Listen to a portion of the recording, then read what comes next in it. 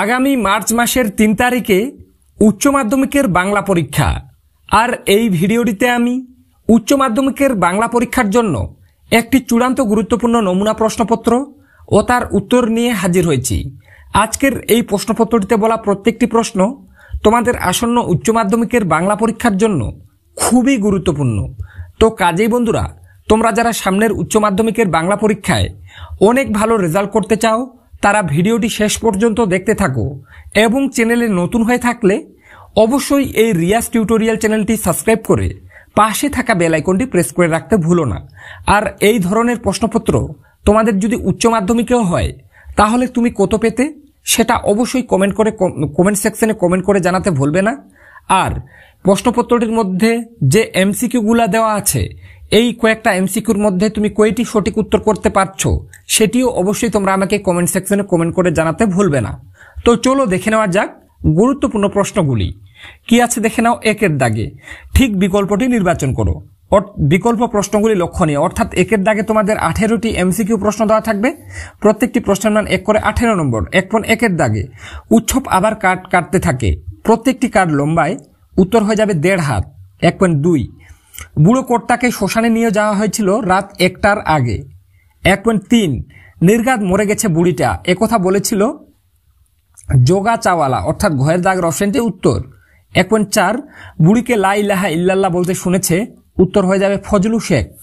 এরপর 1.5 নিখিল অবসর জীবনটা কাটাতে চায়, বই পড়ে আর একটা চিন্তা জগৎ গড়ে। 1.6 মালতীলতা দলে গানটি গাওয়া হয়েছিল, উত্তর হয়ে যাবে ফিল্মি কায়দায়।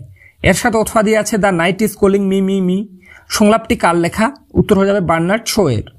1.7 মায়েরি এই না হলে অ্যাক্টিং বলেছেন, উত্তর হয়ে যাবে দর্শকরা। 1.8 রজনীকান্ত মেয়েটিকে বিয়ে করতে চাইলে মেয়েটি শর্ত দিয়েছিল, উত্তর থিয়েটার করা ছাড়তে হবে।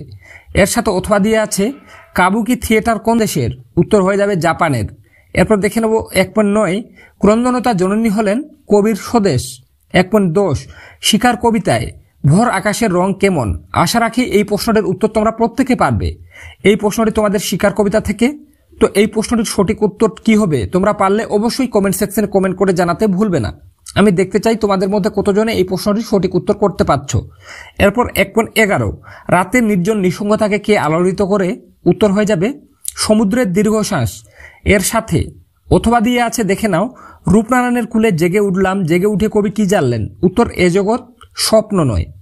1.12 আমি দেখি কবিতায় কবির দেহ চায় সবুজ বাগান। 1.13 সেই সন্ধ্যায় কোথায় গেল রাজমিস্ত্রিরা যা বানিয়েছিল, উত্তর হয়ে যাবে চীনের প্রাচীর। এর সাথে অথবা দিয়ে আছে কিছুতেই ট্রেনটাকে থামানো যাবে না, এই হুকুম ছিল ফিরিঙ্গিদের। 1.14 ভারতীয় ফুটবলের ইতিহাসে এক চিরস্মরণীয় ব্যক্তিত্ব হলেন, উত্তর নগেন্দ্র প্রসাদ সর্বাধিকারী। 1.15 হিন্দি ভবনের দেওয়ালে আঁকা মধ্যযুগের সন্তগণ ছবিটির স্রষ্টাকে, উত্তর হয়ে যাবে বিনোদ বিহারী মুখোপাধ্যায়। 1.16 সত্যজিৎ রায়ের পথের পাঁচালী ছবি পরিচালনা করেছিলেন, উত্তর পণ্ডিত রবিশঙ্কর। 1.17 রূপমূল হল ভাষার ক্ষুদ্রতম অর্থপূর্ণ একক, ভাষার ক্ষুদ্রতম অর্থপূর্ণ একক, অর্থাৎ কোয়ের দাগের অপশনটি উত্তর। 1.18 দাগে উষ্ণ ধ্বনিটি হল, উত্তর হয়ে যাবে ক্ষয়ের দাগের অপশনটি, অর্থাৎ শ। এরপরে দেখে নেব 2-এর দাগের প্রশ্নগুলি। তার আগে তোমাদেরকে জানিয়ে রাখতে চাই আমি আগামী 2-1 দিনের মধ্যে উচ্চ মাধ্যমিকের বাংলা বিষয়ের লাস্ট মিনিটের সাজেশন চ্যানেলে আপলোড করব। সেখানে হাতে গোনা মাত্র কয়েকটা প্রশ্ন আমি তোমাদেরকে বলবো, সেই ভিডিওটা আজকে বা আগামীকাল চ্যানেলে আপলোড করা হবে। তাই বন্ধুরা, তোমরা যারা চাও বাংলা বিষয়ের হাতে গোনা মাত্র কয়েকটা প্রশ্ন পড়ে উচ্চ মাধ্যমিকের বাংলা পরীক্ষায় ভালো রেজাল্ট করবে তারা অবশ্যই এই রিয়াজ টিউটোরিয়াল চ্যানেলটি সাবস্ক্রাইব করে পাশে থাকা বেল আইকনটি প্রেস করে রাখো। বারবার বলছি, আগামীকাল বা আজকের মধ্যে ভিডিওটি আপলোড করা হবে। তাই ভিডিওটি যাতে সবার আগে তোমার কাছে পৌঁছে যায় তার জন্য তোমরা চ্যানেলটি সাবস্ক্রাইব করে পাশে থাকা বেল আইকনটি প্রেস করে রাখতে একদমই ভুলবে না।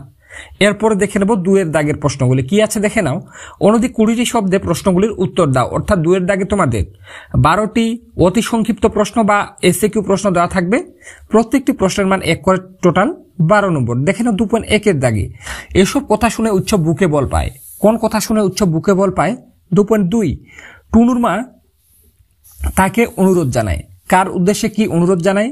2.3 অমর গাঙ্গুলিকে স্কুলের হেড পণ্ডিত প্রমোশন দেননি কেন? এর সাথে 2.4 এর দাগে তোমার চোখে জল কেন বলো তো? শ্রোতার চোখে জল আসার কারণ কি?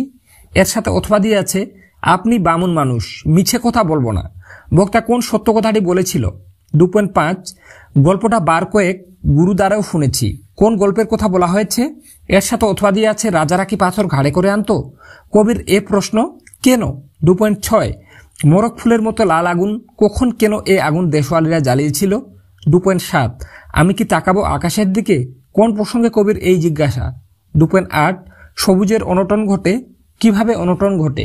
2.9 মৃত্যুতে সকল দেনা কিভাবে শোধ করা সম্ভব বলে কবি মনে করেছিলেন? এরপরে দেখে নেব 2.10 জলকলম শব্দ কাকে বলে? 2.11 শব্দার্থের সংকোচ বলতে কি বোঝো? 2.12 স্বনিম কয় প্রকার ও কি কি? এরপরে দেখে নেব 3 দাগের প্রশ্নগুলি। তার আগে আবারও বলছি, আমি আগামীকাল বাংলা বিষয়ের লাস্ট মিনিট সাজেশন চ্যানেলে আপলোড করব, তাই সেই ভিডিওটিও তোমার কাছে পৌঁছে যেতে অবশ্যই চ্যানেলটি সাবস্ক্রাইব করে রাখো। এরপরে দেখে নেব 3 দাগের প্রশ্নগুলি। তো কি আছে দেখে নাও। অনধিক 150 শব্দের যে কোনো একটি প্রশ্নের উত্তর দাও, অর্থাৎ 3 দাগে তোমাদের গল্প অংশ থেকে দুটো দেওয়া থাকবে, একটি প্রশ্নের উত্তর করতে হবে। প্রশ্নমান 5 3.1 দাগে কতক্ষণ সে মারমুখী জনতাকে ঠেকিয়ে রাখতে পারত কে জানে? সে বলতে কার কথা বলা হয়েছে? জনতা মারমুখী হয়ে উঠেছিল কেন? এটা খুবই ভারতবর্ষ গল্প থেকে গুরুত্বপূর্ণ এবছরের জন্য, ভালোভাবে দেখে রাখবে। 3.2 বাধাটা বড় বাড়িতে থেকে যায় অচল হয়ে, কোন বাধার কথা বলা হয়েছে? সেই বাধাটা বড় বাড়িতে অচল হয়ে থেকে যায় কেন? দুটো প্রশ্নই কিন্তু গুরুত্বপূর্ণ, প্রথমেরটা ভারতবর্ষ থেকে, তারপরেরটা তোমাদের ভাত গল্প থেকে, ভালোভাবে দুটোই দেখে নেবে। এরপর 4 দাগে অনধিক 150 শব্দের যে কোনো একটি প্রশ্নের উত্তর দাও। 4 দাগে তোমাদের কবিতা অংশ থেকে দুটো প্রশ্ন দেওয়া থাকবে, একটি প্রশ্নের উত্তর করতে হবে। প্রশ্নমান 5 4.1 দাগে ক্রন্দনতা জননীর পাশে, কবিতায় কবি জননীকে ক্রন্দনতা বলেছেন কেন? এই পরিস্থিতিতে কবি কি করা উচিত বলে মনে করেছিলেন বা মনে করেছেন? এরপর 4.2 দাগে শিকার কবিতায় ভোরের পরিবেশ যেভাবে চিত্রিত হয়েছে তা নিজের ভাষায় লেখো, সেই পরিবেশ কোন ঘটনায় করুণ হয়ে উঠল? এটা তোমাদের শিকার কবিতা থেকে ভালোভাবে রেডি করবে। আমি আশা রাখছি এই দুটো প্রশ্নের মধ্যে এবছরে তোমরা একটা প্রশ্ন কমন পেতে পারো, তাই কোনোভাবে এই দুটো প্রশ্ন কিন্তু বাদ দেবে না। আর ভিডিওটি ভালো লেগে থাকলে বারবার বলছি, ভিডিওটিতে একটি লাইক করে দিয়ে চ্যানেলটি সাবস্ক্রাইব করে পাশে থাকা বেল আইকনটি প্রেস করতে একদম ভুলো না, কেননা শুধুমাত্র আমি উচ্চ মাধ্যমিকের ছাত্রছাত্রীদের জন্যই এতদিন ভিডিও বানিয়ে এসেছি, যাতে তোমরা শেষ মুহূর্তে পড়েও ভালো রেজাল্ট করতে পারো।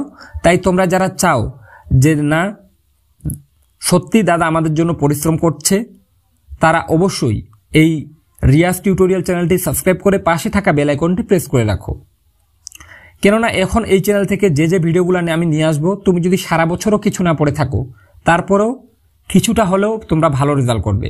তাই চ্যানেলটি কিন্তু সাবস্ক্রাইব করে রাখবে এবং পাশে থাকা বেল আইকনটি প্রেস করে রাখবে। এরপরে 5 দাগে কি আছে? অনধিক 150 শব্দে যে কোনো একটি প্রশ্নের উত্তর দাও। 5 দাগে তোমাদের নাটক অংশ থেকে পরীক্ষায় দুটো প্রশ্ন দেওয়া থাকবে, একটি প্রশ্নের উত্তর করতে হবে। তো দেখে নাও 5.1 দাগে এখানে আমি কি দিয়ে রেখেছি? এই ঘরের মধ্যে জীবনকে উপলব্ধি করা যাবে না। জীবনকে উপলব্ধি করার জন্য বক্তা কি করেছিলেন? শেষে তার কিরূপ অভিজ্ঞতা হয়েছিল? 5.2 আমাদের দিন ফুরিয়েছে, কে কোন প্রসঙ্গে এই উক্তিটি করেছেন? বক্তার এই উপলব্ধির কারণ ব্যাখ্যা করো। এরপর 6 দাগে কি আছে? অনধিক 150 শব্দে যে কোনো একটি প্রশ্নের উত্তর দাও, অর্থাৎ 6 দাগে তোমাদের আন্তর্জাতিক কবিতা বা ভারতীয় গল্প থেকে প্রশ্নপত্রে দুটো দেওয়া থাকবে, একটি প্রশ্নের উত্তর করতে হবে। তো দেখে নাও এখানে কি দেওয়া আছে। 6.1 দাগে বইয়ে লেখে রাজার নাম, রাজারা কি পাথর ঘাড়ে করে আনতো? কারা কেন পাথর ঘাড়ে করে এনেছিল? এটা তোমাদের আন্তর্জাতিক কবিতা পড়তে জানে এমন এক মজুরের প্রশ্ন থেকে ভালোভাবে প্রশ্নটা দেখে রাখবে, খুবই গুরুত্বপূর্ণ এবছরের জন্য। এরপর 6.2 গুরু নানকের হাতের ছাপ আজও লেগে রয়েছে। গুরু নানকের হাতের ছাপ কোথায় লেগে আছে? এই প্রসঙ্গে বর্ণিত ঘটনাটি উল্লেখ করো। এটা অলৌকিক নামক ভারতীয় গল্প থেকে ভালোভাবে দেখে নেবে। এরপর 7 দাগে অনধিক 150 শব্দে যে কোনো একটি প্রশ্নের উত্তর দাও, অর্থাৎ 7 দাগে তোমাদের আমার বাংলা নামক যে একটা পূর্ণাঙ্গ গ্রন্থ রয়েছে বা একটা প্রবন্ধ রয়েছে, সেখান থেকে পরীক্ষা তোমাদের দুটো প্রশ্ন দেওয়া থাকবে, একটি প্রশ্নের উত্তর করতে হবে। তো এখানে যেটা দেওয়া আছে দেখে নাও 7.1 দাগে চেংমানের মাথায় আকাশ ভেঙে পড়ে। চেংমানকে কেন তার মাথায় আকাশ ভেঙে পড়েছিল? 7.2 দাগে দেখতে অনেকটা হিটলার জার্মানির কনসেন্ট্রেশন ক্যাম্পের মতো, কি দেখে লেখকের এমন মনে হয়েছিল তার বিবরণ দাও।